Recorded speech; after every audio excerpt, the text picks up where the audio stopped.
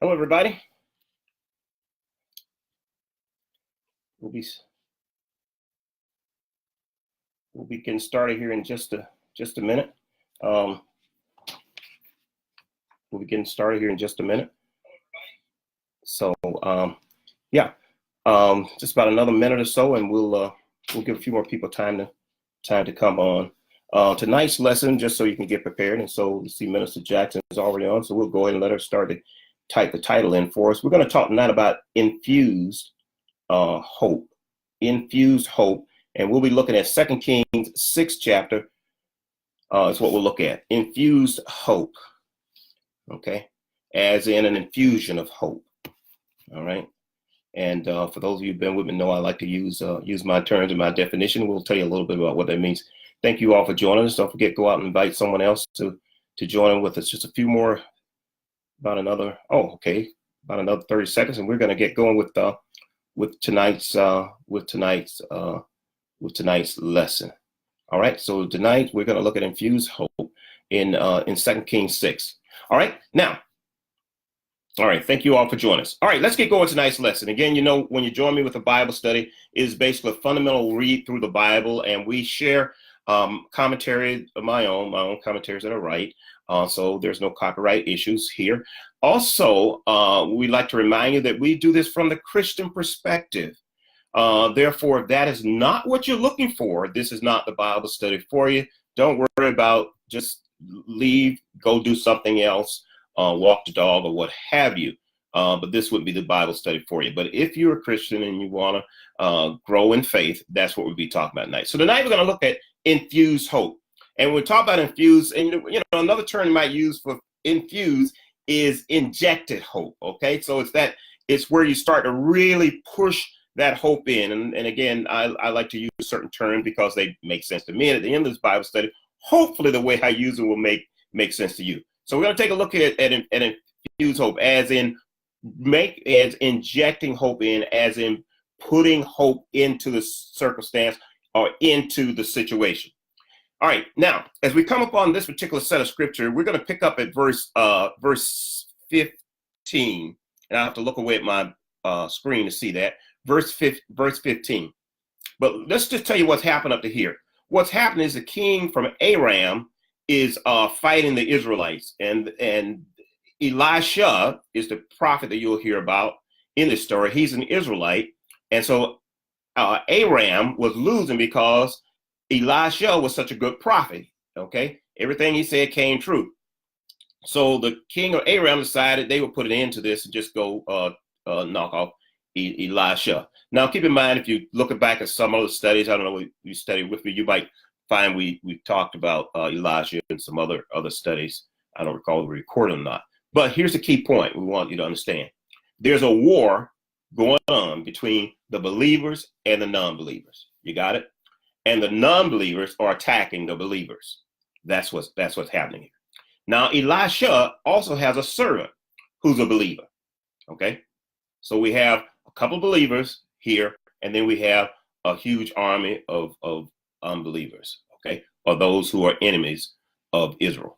All right, so let's pick up verse 15. So Aram has come down, and they've surrounded, they've come down to the camp of where Elisha is. And so here's what happened early in the morning. So this is early in the morning. When the servant of the man of God got up, verse 15, and went out early the next morning, an army with horses and chariots had surrounded the city. So again, you know that they mean business, right? Because they brought the army with the horses, with the chariots, which meant that they're a very strong foe. They're a very strong enemy. And sometime in life, we will find ourselves facing some enemies that are a lot larger than we can handle. They may not be physical, it might be medical. There's some things that come against us that's a lot more than we can handle and more than we can expect. See, here's the thing you need to understand. When the enemy comes after you, let me put it this way, he ain't playing. Okay, the enemy comes after you. He's quite serious about doing you harm and about putting you under. And that is something that believers need to come to grips with. Everybody in the world doesn't like you. Okay, not everybody is on the Lord's side. And when they come against you, they're coming to put you on. They're not coming to pretend with you. If they're going to make you look bad, no, they're going to make you look really bad. You got it? And you need to be aware of that. Sickness doesn't come to just play around with you. Okay, if a cold could, it would kill you too. You get it? So it wants to really put you down. When you find yourself like that, you want to be around someone that has hope. Because if you don't, you'll find that the people without hope, they'll help bury you, and they'll bury you alive. All right, so here it is. He said, "Oh, my Lord, what shall we do?" The servant asked. "Oh, my Lord, what should we do?" Who asked? The servant asked. This is a very important principle you need to understand. The servant was also an Israelite, which means he's also a person of faith. All right. So the servant wasn't a person without faith. He was following Elisha. As a matter of fact, he had seen Elisha float, miraculously float the axe handle, which we probably teach on here in the future. He had seen this before. So he was a person that had seen what faith can do. But it's not that he lacks faith. It's just that in this situation, he lacks hope. You get it? That could happen to you. It's not that you lack faith, but in some situation, you just simply lack hope, as in LACK. You are without hope. And that's what's happening with this particular servant. So he said it. All right. So keep that in mind. Not all the believers in the church with you are going to have the same hope you have. For example, you'll say, "I'm sick and I'm going to pray about it," right? And they'll start sending you to the undertaker to get you measured up to die. That's why if you're in the hospital, you only want believers to come in and see the hospital. You don't want people going to come in and be, "Oh, woe is me." You need someone to come in and infuse hope into the situation. You get it? So here it is. Elisha said, "Don't be afraid," the prophet said. "Those who are with us are more than those who are with them. Those that are with us are more than those that are with them." Elijah prayed, "Open his eyes, Lord, so that he may see." Then the Lord opened the servant's eyes, and he looked and he saw the hills full of horses and chariots of fire all around Elisha. All around the people of faith, there's a chariot of fire. There are angels around you right now, and you need to be aware of that. However, when people lose hope, they lose their spiritual sight. Hashtag it. When people lose, you get it? When people find themselves like this, they lose what? Hope. They lose their spiritual sight. When you lose hope, you lose your spiritual sight. That's what happened. When you will be a person of faith and your hope goes down, your spiritual sight will also go down. And things that you might have been able to see through a spiritual eye, you can't see it. One of the worst things can happen to parents is let something happen to their child unexpected, or the child go through something unexpected. The enemy will snatch the hope right out, and that faith-believing parent will stop seeing through their spiritual eye.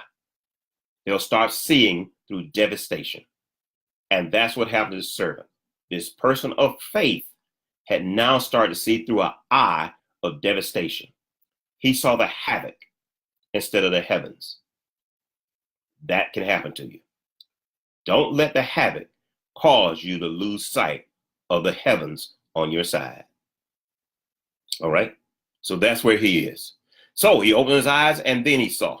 And that should be your prayer every day, that someone will help someone without hope open their eyes to see that God is still active, that God is still doing some miraculous things, and that he can still turn some circumstances around. Okay? Chariots of fire all around Elijah. As the enemy came down toward them, Elijah prayed to the Lord. Watch this now. The enemy is not going to back up. Let me say this again. The enemy is not going to voluntarily back away from you. Those circumstances you're going through, they are not going to voluntarily back away from you. That situation you found yourself in, okay, you put yourself there. I know it. We got it. But guess what? You're not going to get out of it alone. You're going to need hope. Your faith stays strong when your hope stays active. Your faith stays strong when your hope stays active. You got it? And that's what you want to remember. When you find yourself getting low, you say, "I'm getting a little weak in the faith." It could simply be that you're losing your hope in your faith position. You get it? You still believe in God. You still believe in the miraculous power of God. But the enemy has hit you so hard now, or really scared you. In this case, the enemy hadn't even hit him yet. He just scared the servant into losing hope. And that's what happened when fear comes upon you. That's why be careful in situations when a bad situation come upon you, don't let it rob you of your hope. All right, take a deep breath and hold on to your hope. Breathe, hold on to your hope. Okay, so then it came down. Elijah prayed the Lord, strike this army with blindness. So he struck them with blindness as Elijah had asked. Elijah told them, this is not the road. This is not the road, and this is not the city. Follow me, and I will lead you to lead the man, and I will lead you to the man you are looking for. All right. And he led them to Samaria. Here's what will happen if you maintain your hope when everybody else has fallen asleep. By the way, we'll come back and summarize some of these points. But here's what happens if you hang on to your hope when everybody's asleep. The enemy will have you right there and won't even know that it's you and won't even attack you. He'll have you where you'll walk right through the hands of the enemy, and the enemy can't even touch you because the enemy doesn't recognize that you're the one they're looking for. Okay? You get it? So be aware of that. God has a way of blinding the enemy against those who maintain their hope.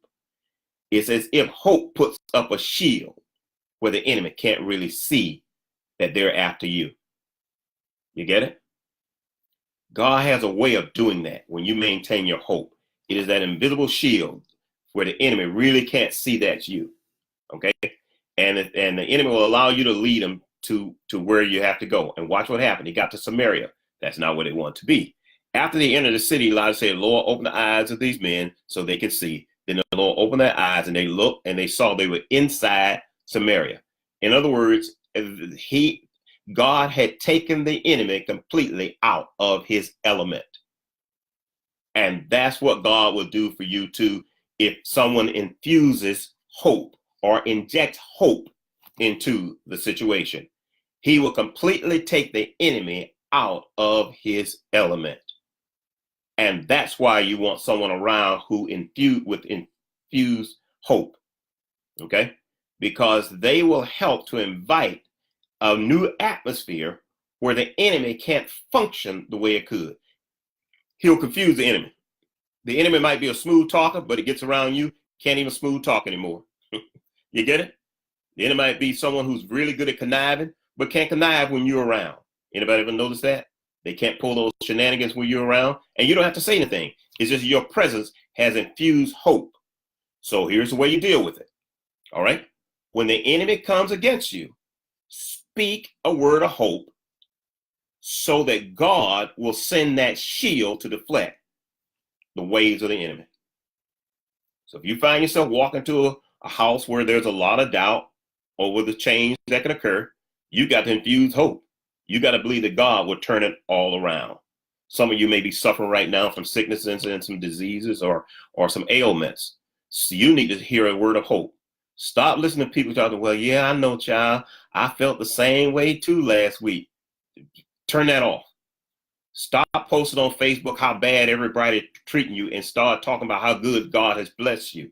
Speak a word of hope. Infuse hope into the situation. Because as soon as you speak a bad word out there, everybody's going to jump on and help take you on down the rest of the way. Yeah, go get them.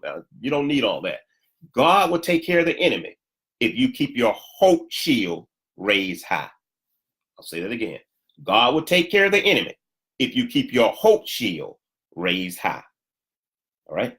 Notice here, Elijah never had to post on Facebook. That slipped. He never had to draw his sword. Okay.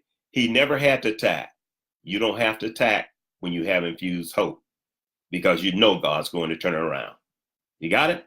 Now, let me make a few more comments here. Check my notes here and see some other things we want to make sure we say. By the way, if you're out there tonight, you can ask some questions and we'll try to answer them for you at some later time. All right. And if you're following along with Minister Angie Jackson, she does a very, very good job of collecting our notes. We really appreciate the rest of you who write notes and leave hashtags. That kind of helps others as they read this. All right. So let me take a look at a few things here. Well, let's start then by telling you my definition of infused hope. And then I'm going to make some more comments and commentary on this scripture. All right. Ready for a definition so that we can work with it. All right. Revis definition of infused hope. And in words, the word infused, that as I am using it, means inject. Okay. To inject into. Okay. All right. So, infused hope is that hope that helps others to see that all is not lost, and you to reaffirm that God is still active on your behalf over circumstances. Let me say that again. Hope that is infused hope is hope that helps others see, others being the person who right now is weak, has is lost hope, okay? Help others see that all is not lost, and you, the person with hope, to reaffirm that God is still active on your behalf over circumstances. That's what infused hope is. In other words, infused hope, put simply, infused hope is that hope that you put into a circumstance that turns from failure to victory. Because you believe that God will turn it around. The other person may not believe it. They may have faith too. They may be sitting on the same pew with you every Sunday. They may holy dance down the aisles and turn around, speak in tongues. And then all of a sudden something will come up and they'll lose hope. All you got to do is infuse a little hope. Tell them, hang on there, baby. Help is on its way. And I see what you don't see. All right? That's what infused hope is. All right? So you see, infused hope helps you to see, all right, what can't be seen. You get it? Infused hope helps you to see what can't be seen. All right? That's what happened in this particular case. Elisha had hope, and he helped the servant to see that they had protection all around them. Okay? Strong tower. Okay? They had protection. Infused hope also helps you to believe what is not possible. Infused hope helps you to believe what is not possible. In other words, you might be sitting in a room with someone that they don't have the hope you have. You can speak a word of hope and they'll start to believe what's possible. They'll start to believe what's possible. Believe what's not possible. You get it? There's something that's not possible for them and you infuse hope, they'll say, wow, maybe I can recover. You mean you're telling me that you had the same sickness and you recovered? You're telling me that you were broke? You're telling me that you were a single mom for most of your life and you still made it? Yeah, I did that. Oh, how'd you make it? Did you have government assistance? No, no help at all. Me and the Lord did it. You'll be able to say that and you'll infuse hope into their situation. Infuse hope also helps to expect what should not be so. Infuse hope helps you to expect what should not be so.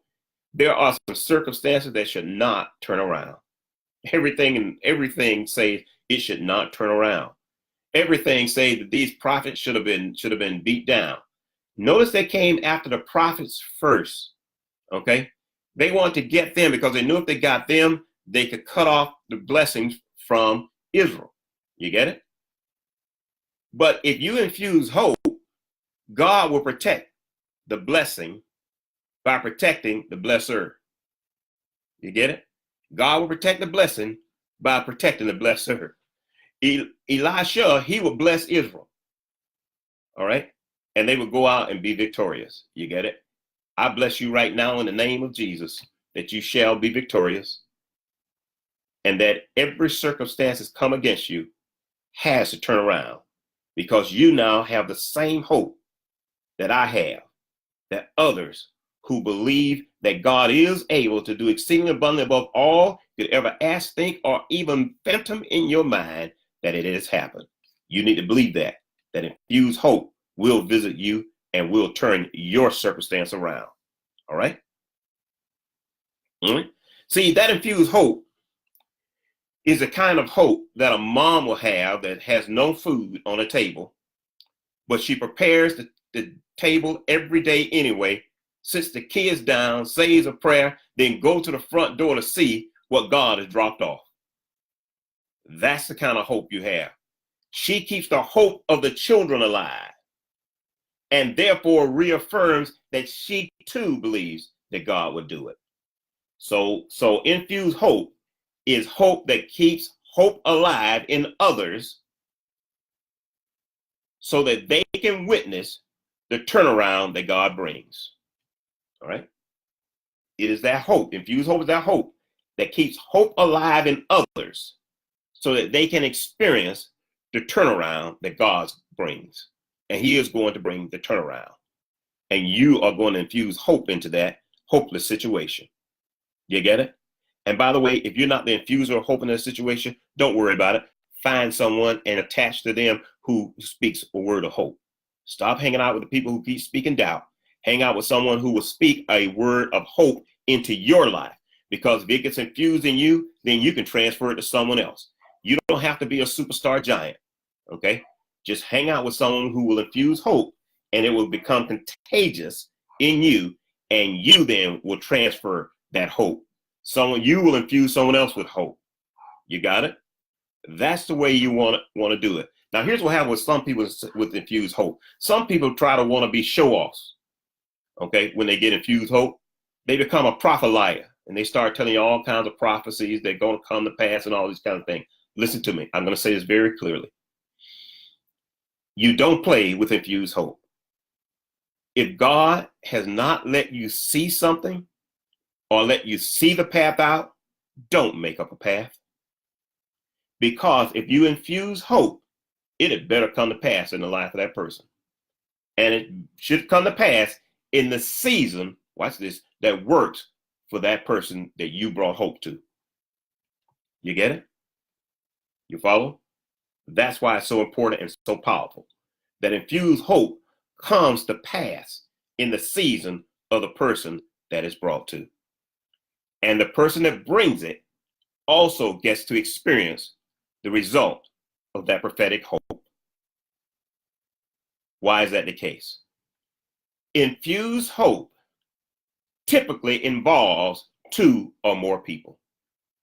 I'll say that again. Infused hope typically involves 2 or more people with some common circumstance, okay, amongst them. You get it? Now, they might not have the same illness, same sickness, but the common circumstance could be that they're good friends. Could be they're a member of the same ministry. Could be that one oversees the other. Could be that they live in the same town. Could be that they're relatives, but there is some commonality. Could be that they adopted you as their pet sister or what have you. But there will be some commonality there that will do it. But here's one place where infused hope really works. Husband and wife, spouses situation, it really works. If your spouse is weak with hope, all right, you say, well, my husband doesn't go to church or my wife doesn't go to church that much. But they say they have faith. Well, they just could be lacking hope. So be sure that you infuse hope into the circumstance. Could be on your job. They go to church like you go to church. But for some reason, they look a little weak. They haven't lost the faith. They just don't have hope infused, injected into their situation. And that's what you want to look for. Look for those opportunities where hope can be injected into their situation. But don't prophesy. If all you see is that they're going to get up tomorrow, then say, I'll see you in the morning. And let that be good enough. Encourage them that way. And then when you go over the next morning, say, see, I told you I'd see you in the morning. You get it? Don't prophesy. But if God gives you the prophetic word, don't hesitate to speak it. If God gives you the prophetic word, do not hesitate to speak it, because that will infuse hope and they will see victory over their circumstance. All right? So we had these 2 people in the same circumstance, but they did not have the same view. They had a faith position, but they lacked, L-A-C-K-E-D, but they lacked a hope view. So you can have the same faith position, but lack a hope view, and you will see the situation as defeat, while the other person is looking at victory. You get it? That's where Elisha found himself with this young prophet. They had the same faith, shared the same faith, but Elisha had a higher level view of hope, whereas the servant had lost his sight of hope. But together, God worked out a blessing for them both. Again, it reaffirmed Elijah's hope in God, and it infused a new level of hope into the servant. Okay? So now, in these last few minutes, let me give you 4 principles. You know, I like to typically leave you with some principles that you can write down and hang on to with regard to this. If you have questions, you can just leave them, and we'll try to get back with you. So what are some features of infused hope? That is, that injected hope. Okay? All right, so here's the features. Those with infused hope or involved with infused hope believe God has outflanked the enemy. Those with infused hope believe that God has outflanked this enemy and the circumstance. The enemy and the circumstance. Those with infused hope believe that God's outflanked them. Yeah, I know there's an enemy. Yes, I know I'm sick. Yes, I know I'm tired. Yes, I know I'm broke. But I believe God has outflanked it. Somehow God's going to work it out. Yes, I'm not the brightest one, but God's going to let me pass this situation. You get it? I'm going to graduate just like everybody else did. I'm going to get through it because my hope is that God has already outflanked anything coming after me. That's number 1 feature. The second feature, those with infused hope take responsibility for seeing what others can't see. Those with infused hope take the responsibility, and it is a responsibility. They take the responsibility of seeing what others can't see. They see what no one else can see. And they don't necessarily just blurt it out. You notice Elijah was very content to sit there. He knew that hope was there. But until the servant brought it up, there was no reason for Elijah to run and tell everybody, guess what? We're protected by God. You get it? You follow? Some people like to show off what they see or hear from God. Take care that you share when God says share. But when God says share it, make sure you share it straight. I believe you will. All right? So they take responsibility for seeing what others can't. Third principle, third feature. They expect God's unseen power to yield visible evidence or visible results. They expect God's unseen power to yield visible results. Those visible results are evidence that God moved and that the hope was justified. So they expect God's unseen power to yield visible results. Okay? And those results are evidence that their hope was alive. Then the fourth feature, as we finish this up, infused hope lest the enemy see their defeat as you witness your victory. Woo. I'll say that one again. Infuse hope lest the enemy see their defeat, see and experience their defeat as you witness your victory. So at the same time you're seeing your victory, the circumstance is going to know that you won. The enemy is going to know that you made it. And you don't have to post it on Facebook and say, I told you don't mess with me. The enemy already knows that. You get it? Knows Elijah didn't do any bragging or anything. He said, open your eyes, you'll see that you've already been defeated. And that's all you want to do is ask somebody to say, open your eyes. Somebody ought to hashtag that, open your eyes. That's all you have to say to the enemy, open your eyes. They say, don't you see everybody? Everybody doesn't like you? Open your eyes. Don't you see that you're sick and that you should give up? Open your eyes. Don't you see you're never going to amount to anything? Open your eyes. That's your only testimony. Is open your eyes. You get it? Nothing more needs to be said. Okay? So when panic starts to happen because of your circumstance,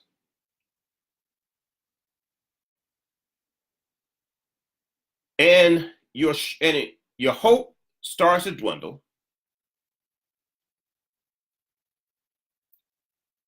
realize that infused hope is bigger than the havoc that others see.